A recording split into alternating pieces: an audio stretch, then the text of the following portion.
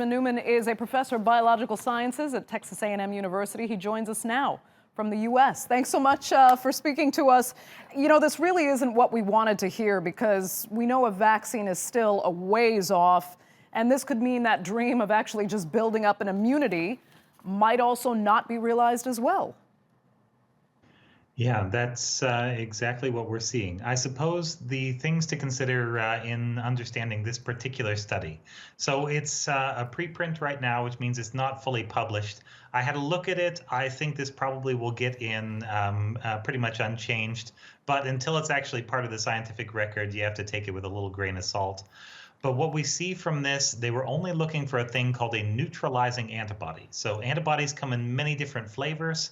And the ones that can actually hit the virus and in a single hit block it from being able to enter cells are called neutralizing antibodies. So these are something that we used to think were very important for clearing out virus infections, and we know they're very important for stopping reinfection.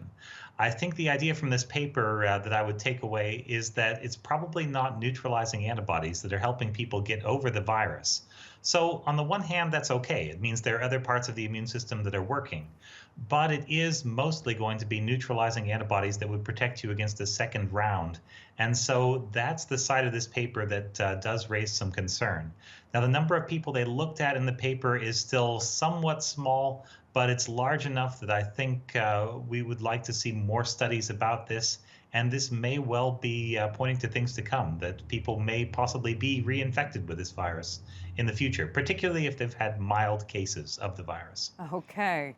What are the chances, Benjamin, I mean, that this could turn out to be a virus comparable to, you know, HIV that took decades to find effective treatment for? Or, you know, something even like the herpes virus that they still haven't found a cure for after centuries? Yeah, the nice thing about herpes and HIV is that we have lots of treatments for both of these, lots of drugs that can help make you a little bit better, but there's still no good vaccine despite many failed attempts and a lot of really smart people working at it on HIV. And so we just don't know whether or not coronaviruses are going to be something we can vaccinate against. At the present, though, it hasn't really been tested thoroughly in humans. And until we've really tried it out and tried out all the possibilities, I don't think we will know. So I think there's a lot of room for hope, at least in terms of a vaccine coming down the way. There's room for hope, but it's also disturbing how much we're discovering we don't know. And people want a treatment and a vaccine. They want to see it now. The global economy is tanking. Have you seen this before in your experience? You know, a kind of virus that's just been so, the unknowns are so many. Every new coronavirus is kind of like this, but we haven't seen one that spread anywhere near as far. No, the only thing comparable I would say would be the pandemic flu in 2009. And that was very much a known virus. It had all the same parts as the other viruses.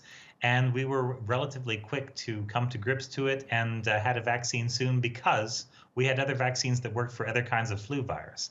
Now, at the moment, the problem we're running into is that there isn't a vaccine for any kind of coronavirus. And so without that, without a sort of a roadmap of something that can actually work, a lot of these are just attempts. We're trying out new things, and it's a matter of hit and miss whether some of these will work. Yeah. So we can't get a time scale per se on those, you know, immunity passports. We'd heard that terminology before. We don't know a time scale on that. So should we be, are you concerned with certain countries kind of easing restrictions on those lockdowns already?